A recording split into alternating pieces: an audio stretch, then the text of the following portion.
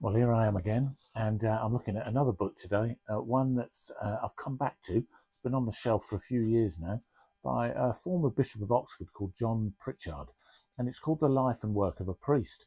And for obvious reasons, I've had this book on my shelf because, having been a minister for 25 more years now, um, it's a book that's been there for a while.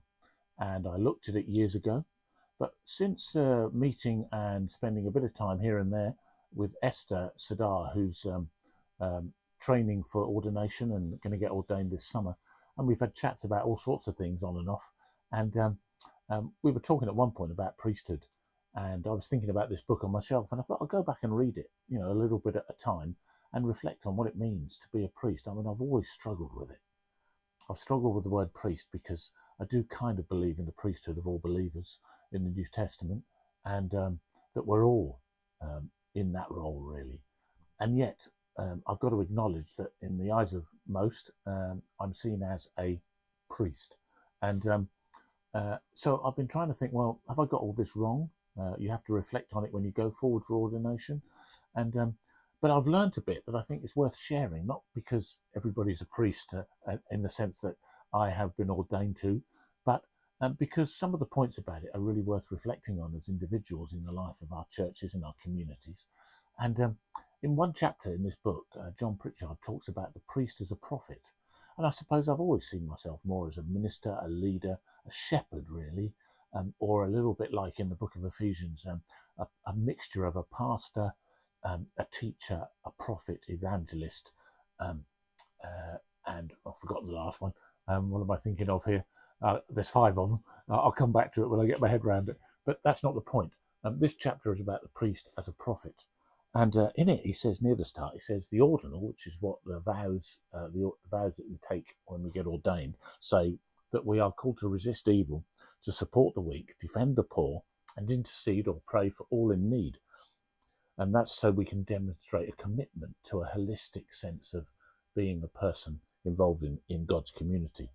But then he goes on and says, and this is the point I want to really make, there is a danger renewed in every generation of the church becoming so absorbed in its own internal redecoration that it forgets the majesty of its calling to be an agent of universal transformation.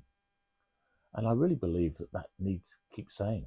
And he goes on and finishes it with Paul, Apostle Paul, insists that the whole of creation is waiting for the children of God, us, to come into their own and claim their inheritance of freedom and joy.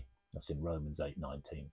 That we should all be involved in this. It's kind of a holistic thing about justice and being out in the community and doing things for good and looking after the poor. And he makes a point about the Clapham sect and how the table that they share communion on in a particular place in London is also the table that Wilberforce was using when he was campaigning and signing for the draft document for the Act to abolish slavery. The two are intertwined, and there's a sense in which, as priests, we're all called to those things.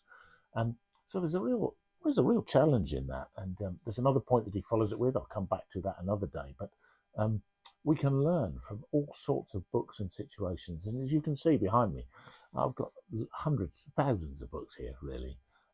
But each and every one of them, in some way or another, can shape the way you think and make you think again and change your mind. And changing your mind is a good thing sometimes, if it means you can better be part of the community you live in and act for God's justice and calling for us as individuals. So I'll leave you with that today.